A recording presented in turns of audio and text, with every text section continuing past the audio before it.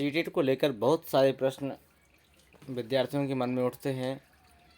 CTET क्या है, ये यूपी टेट से किस प्रकार भिन्न है, इसके क्या क्या बेनिफिट हैं, इसकी क्या क्या हम लोगों को बेनिफिट मिल सकते हैं और ये कहाँ कहाँ लागू है। बहुत सारी चीज़ें हैं, इसका कट ऑफ कितना है या फिर इसमें पासिंग मार्क कितना है, बहुत सारी चीज़ें हैं।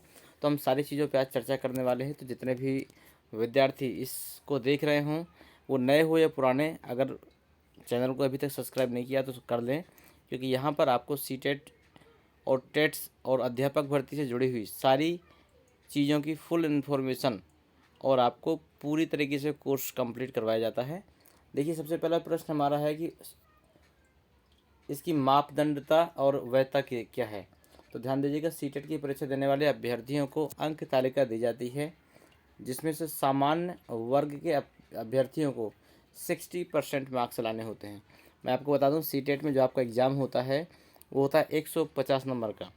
ठीक है, 150 नंबर का 60% कितना हुआ, 90 नंबर। तो इसमें आपको 90 नंबर लाने अनिवार्य होते हैं सामान्य वर्ग के बच्चों के लिए। ठीक है, इससे अधिक अंक लाने की ज़रूरत होती है, मतलब 60% भी अगर आ जाते हैं तो वो पास माना जाता है और कोशिश ये रहे कि इससे आगे आपके आने चाहिए। विद्यालय प्रबंधन SC ST तथा OBC वर्ग के अभ्यर्थियों को उत्तीर्ण होने के लिए थोड़ा छूट भी मिलती है। यह छूट निम्न प्रकार से, इसकी तालिका आपको दी गई है, देख लीजिए। सामान्य वर्ग के बालकों को 60% है, ठीक है, जिसमें से 150 में 90 अंक लाने पड़ते हैं।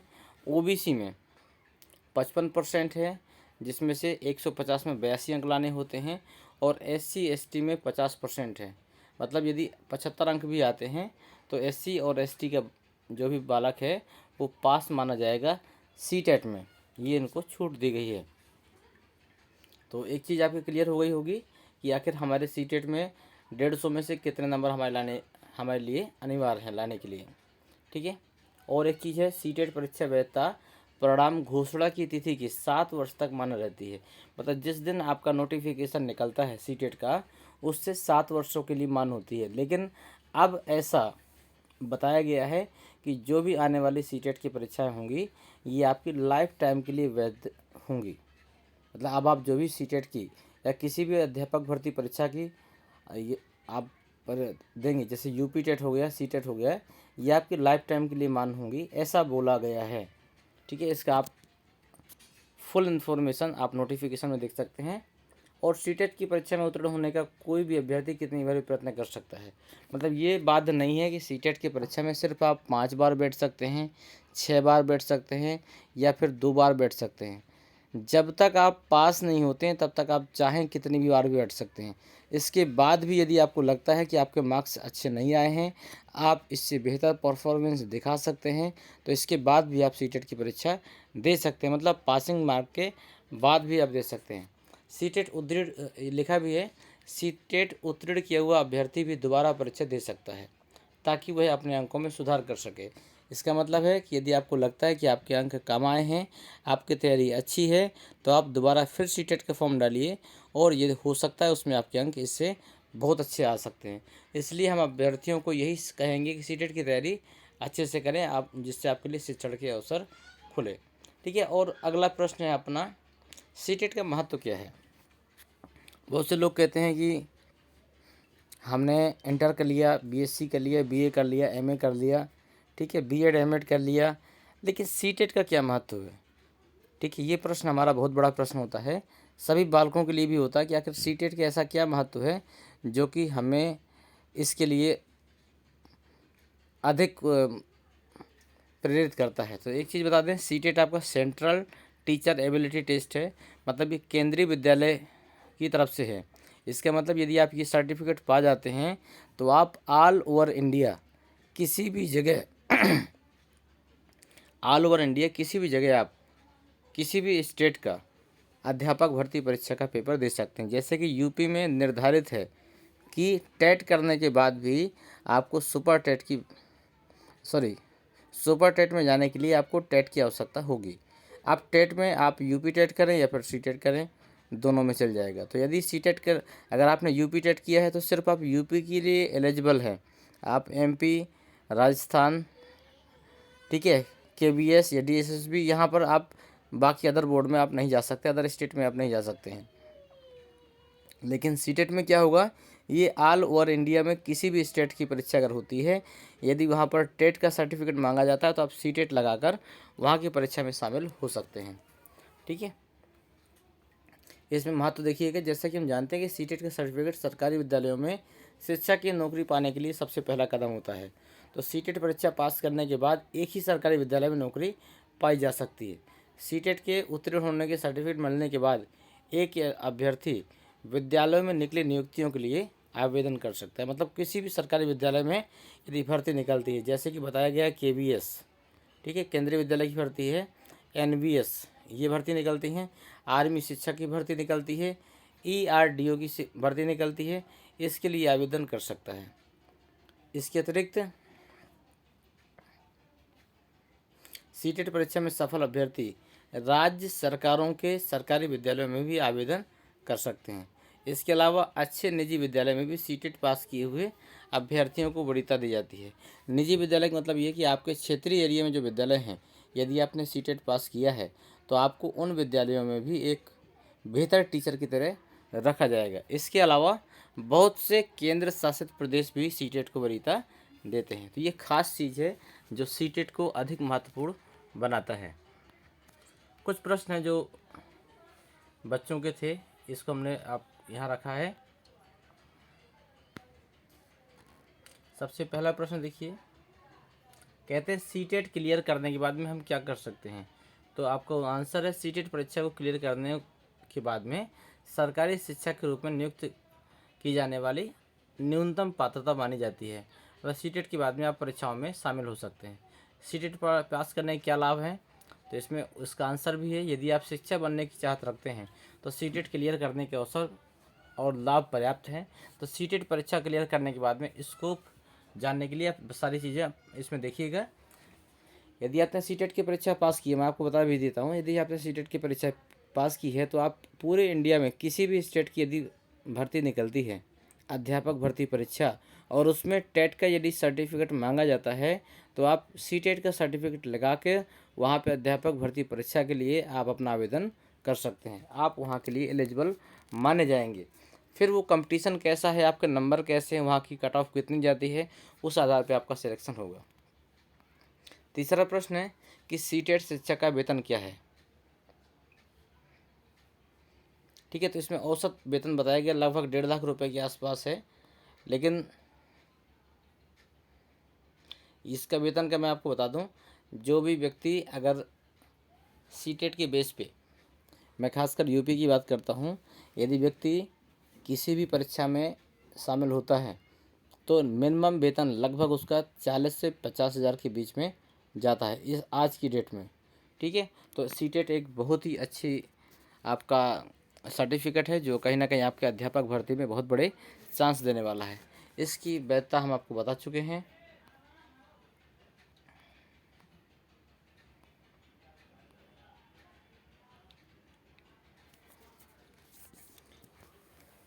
एक प्रश्न ये भी था कुछ बच्चों का कि सीटेट क्लियर करने के बाद में क्या स्कोप है। ठीक है, तो ये फिर सीटेट सर्टिफिकेट का स्कोप क्या है, तो हम आपको बता दें, सीटेट प्रमाण पत्र को सरकारी शिक्षण कार्य के लिए न्यूनतम पात्रता माना जाता है। मतलब सीटेट को एक न्यूनतम पात्रता परीक्षा माना जाता है। एक बार यह आपके पास प्रमाण पत्र हो जाए तो आप निजी जो स्कूल है उसमें भी भर्ती में आवेदन कर सकते हैं। इसके बाद में किसी भी सरकारी भर्तियों में भी कर सकते हैं। और ये चीज़ बोली गई, क्वालिफाइंग मार्क्स को सीटेट सर्टिफिकेट और उसकी वैधता के लिए योग्य समझना। इसकी ये भी ध्यान दीजिएगा कि यदि वहाँ जो भर्ती निकली हुई है उसकी क्वालिफाइंग मार्क्स कितना दिया गया है, वहाँ पर कितना ले रहे हैं, मतलब कट ऑफ कितनी जा रही है। हो सकता है कि आपकी जो एकेडमिक होती है उसके आधार पर भी कहीं कहीं भर्तियाँ होती हैं। तो सीटेट सिर्फ एक माध्यम है आपको उस फॉर्म को आवेदन करने का या फिर उस जगह जाने का। इसके बाद में आपकी जितनी भी डिग्री हैं उनके अनुसार आपकी भर्तियां होंगी। जैसे ये रखा गया है, सामान्य को रखा गया है 60%, OBC को 55%, SC को ST को 50% रखा गया है। कुछ खास चीज़ें हैं, कुछ खास पॉइंट है इसमें देखिएगा। सीटेट परीक्षा सरकारी शिक्षक बनने के लिए पासपोर्ट की तरह है। एक बार आप जब सीटेट की परीक्षा पास कर लेते हैं तो उम्मीदवारों के लिए बहुत सारे दरवाजे खुल जाते हैं। सीटेट परीक्षा पास करने के बाद में क्या गुंजाइश है वो देख लीजिए। सीटेट के बाद में आप बहुत से विद्यालयों में सीधे भर्ती के लिए आवेदन कर सकते हैं। अगला है, आप राज्य सरकार के टीचिंग जॉब्स का विकल्प चुन सकते हैं। सरकारी स्कूलों के अलावा सीटेट परीक्षा पास करने के बाद आप निजी स्कूलों में भी रह सकते हैं। ठीक है, ये सारी चीज़ें हैं आपकी। तो मुझे लगता है सारे डाउट्स लगभग बच्चों के क्लियर हो गए होंगे। अगर आपको चीज़ें क्लियर हो गई हैं तो आप एक बार वीडियो को लाइक ज़रूर करें।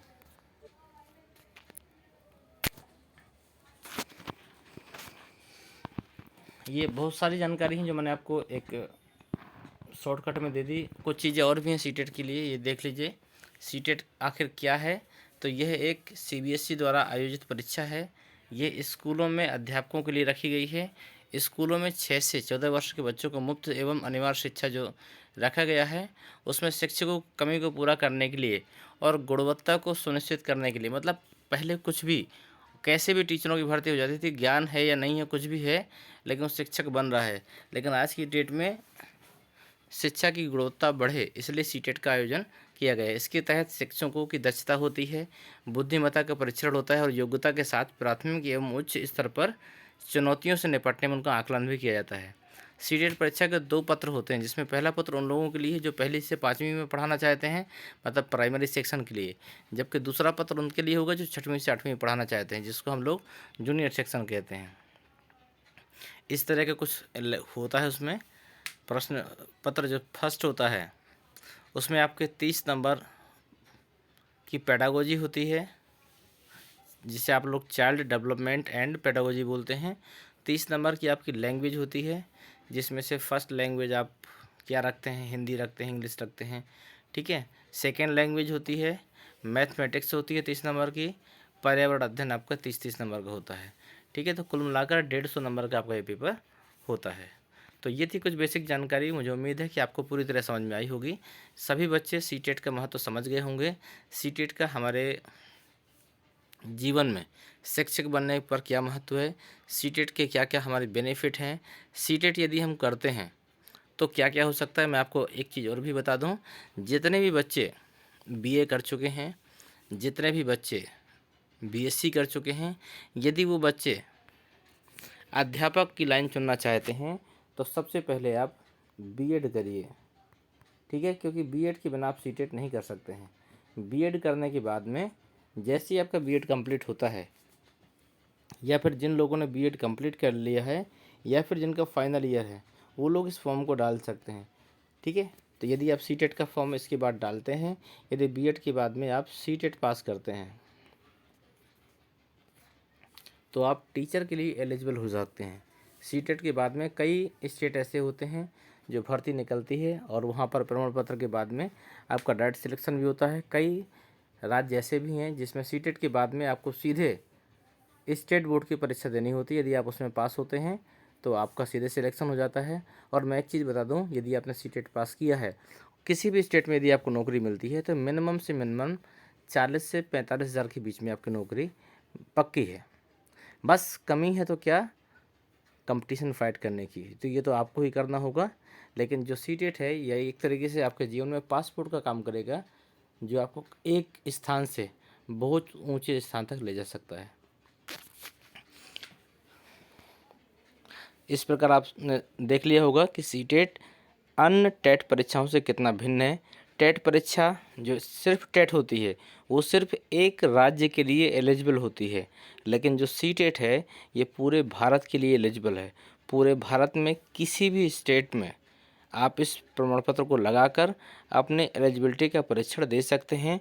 यदि आपने उस स्टेट की परीक्षा को दिया और सीटेट के प्रमाण पत्र लगा दिया तो आप किसी भी कीमत पर फेल नहीं होंगे। ठीक है, इसी के साथ हम इस वीडियो को समाप्त करते हैं। मिलते हैं आपको एक अन्य वीडियो में, वो भी सीटेट की तैयारी के साथ। ये आपके कुछ प्रश्न थे इसलिए हमको ये वीडियो देना पड़ा, तो आपकी जानकारी आपको क्लियर हो जाए।